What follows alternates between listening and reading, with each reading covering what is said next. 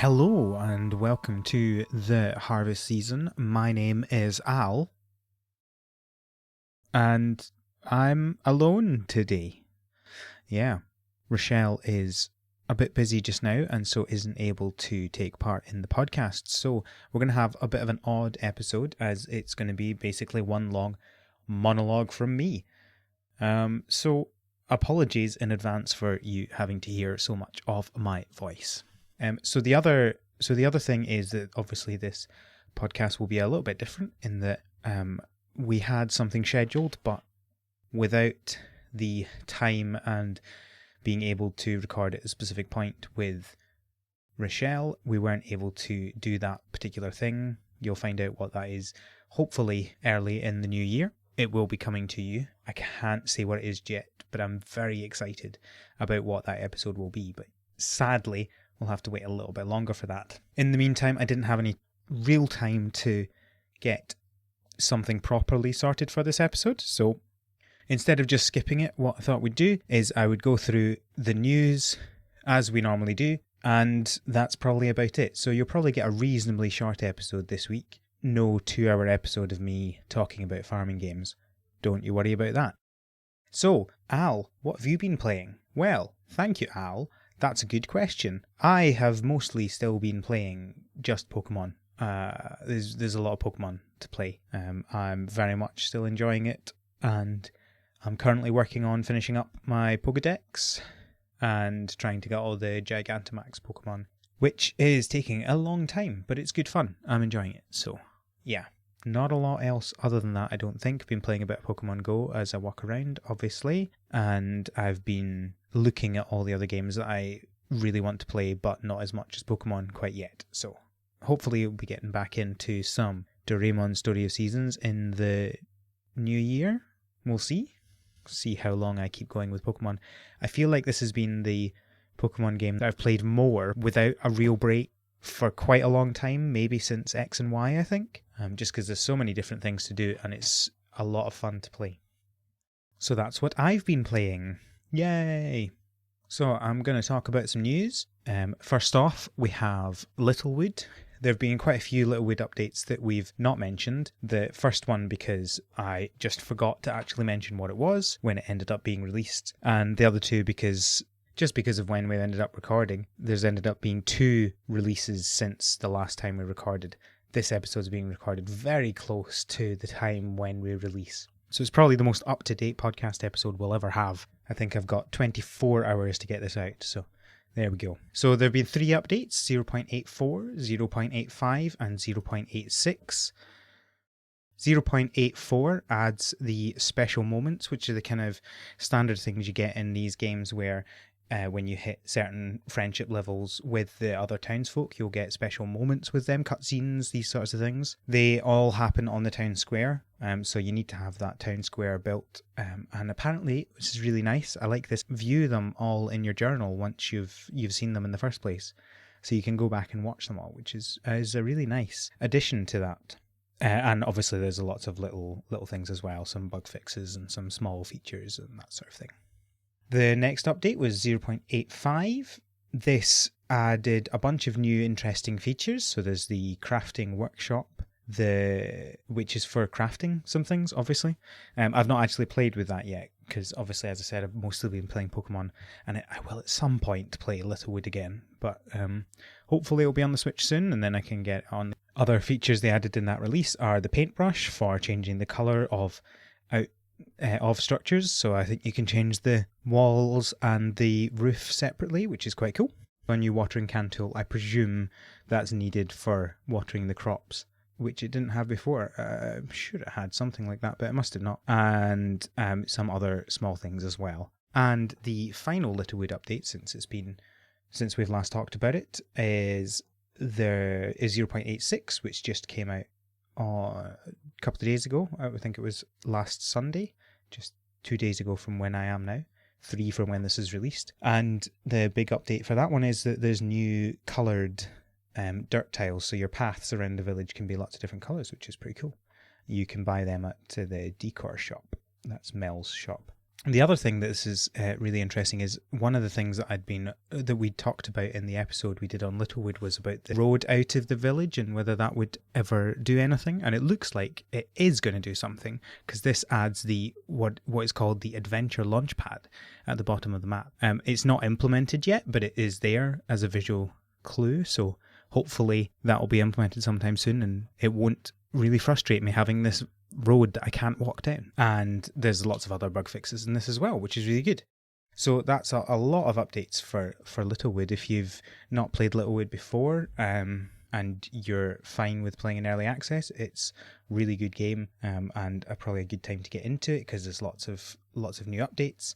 Obviously, if you're waiting for the final version, that's not out yet, and if you're waiting for the Switch version, that also isn't out yet. But I suspect they'll both be out reasonably early next year. Like, obviously, don't take my word for that. I don't know, but presumably in sometime next year, which would be good. The next update we have is for the Village Monsters Early Access as well. So that has a new version out just last week or so. There've been lots of little patches for it, so like that. But this is the first version that has some proper new big features. So first of all, there's some stuff around lost items. So villagers can lose items and you can get them for it, and that will give you a relationship boost. There's lots new text input for the villagers, lots of new conversations. There's a bunch of stuff around tutorials, around odd jobs, and there's some stuff around fish, and lots of bug fixes, obviously, because that's always the best thing about these updates is the bug fixes. And the final update that we know of is another Atomic Crops update. So we talked about the one that was at the end of October. This here is a new update called the Bramble Patch, which, if you're playing Atomic Crops, sounds very exciting. So they've added a new year into the calendar and improved the year system. I'm not sure what that means because I don't think either me or Rochelle have played Atomic Crops, so I'm not sure how the calendar system works and how that would change, but if you like it, maybe that'll be a good update. And there's 4 new enemy types, 3 new upgrades, and a new crop, and some stuff regarding enemy camps, and apparently mysterious shrines, which sounds very exciting. And they are also teasing that in the next update there'll be some more farm animals, which is always good because we need lots of farm animals. And the other release that we've had recently is the new release of Farming Simulator. So that's Farming Simulator 20. Farming Simulator 20, as we've discussed before, is the mobile version of the game. So that's for iOS, of course, Nintendo Switch. The other consoles, PS4, Xbox One, and PC, they have the Farming Simulator 19, which the deluxe version came out a few weeks ago, or Platinum version I think it was called, as we discussed a couple of episodes ago. But this is the new version for Switch and mobile. So if you've been waiting for a good new farming simulator for your Nintendo Switch, now's the time to go and buy it. And please let us know what it's like, because we've been considering playing it but not actually gone through with that yet, because obviously there are a lot of games to play. So that's all the updates and releases for this episode. It seems a reasonably quiet time of year, but that's all right because it's Christmas soon, and most of us are still playing Pokemon anyway, let's be honest. So there we go. The other thing I wanted to talk about in this episode is a game that I've come across recently, which is called Circadian City. So this is it bills itself as a life simulation / RPG game, but it has farming in it, so it definitely counts, and Rochelle isn't here to tell me that it doesn't count, so there we go. But the interesting thing about this game is that you, instead of just going through the day and then going to bed and waking up the next day, you control their dreams in their sleep as well. So I'm not sure exactly how that works because it is currently unreleased, but that does sound like an interesting new twist on the genre. Apparently the dream world is about the dream world is shaped by how your day went, and in here you can you build your personality up and change how your character will grow, and apparently it can also even change your love life, which is very interesting. So I like the idea of this additional part to the game. It sounds like it could be interesting. I'd need to try it out to see whether it becomes actually useful or whether it ends up being a bit of a drag in terms of needing to do that every night. But it's certainly something that I'm quite interested in. So it's coming to PC and Mac on Steam. The planned release date for the early access is Q1 2020, so sometime next year. If you want to have a look at that, the link will obviously be in the show notes, but it looks quite interesting. It's got quite a basic graphic style, but that's not to say it doesn't look good. It seems to have quite a lot of other things in the village as well. I should say not village, because it does seem to be based in a city rather than a village.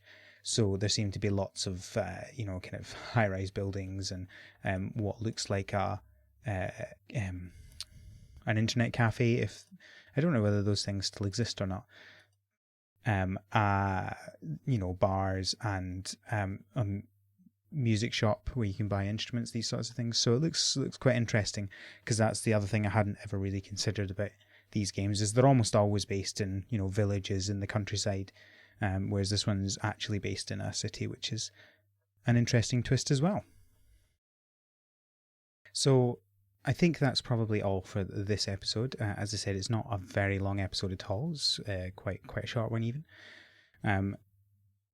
I think I probably speak for all of us when I say we're looking forward to Rochelle coming back. I certainly can't seem to ramble as much to myself as I can to someone else on the other end of the call. So there we go. Let us know what you've been doing recently, what you're looking forward to. Apologies about the planned episode not going up, but it's a good thing you didn't know what it was, so you couldn't get excited about it, and that's why we don't tell you anything before it's actually happened. So there should be one more episode this year, which we are going to be covering the year in farming. So what we'd really be interested in hearing from you is, what have you enjoyed this year? What's been your best game? What have you played most of? Anything really surprising you found this year? Obviously, we're coming up to our first anniversary of the podcast, so that's very exciting as well. But we're looking to have a chat about how our year in farming has been. So if you have any input to that, please let us know. You can tweet at us at THSPod. That's THSPod. That stands for the Harvest Season Podcast. You can find me on Twitter at TheScottBot. Scott has one T. You can find Rochelle on Twitter at Miss Delaney, which has two L's. As she says many times, one L gets you to someone else. And you can email us from our website, harvestseason.club, and let us know what you're enjoying. And until next time, have a good harvest. The Harvest Season is created by Rochelle Delaney and Al McKinley. Our art is done by Micah the Brave, and our music is done by Nick Burgess. Feel free to visit our website, theharvestseason.club, for show notes, including links to things we discussed and transcripts for every episode. Thanks for listening. This is where there's normally an after credits scene where I say something silly.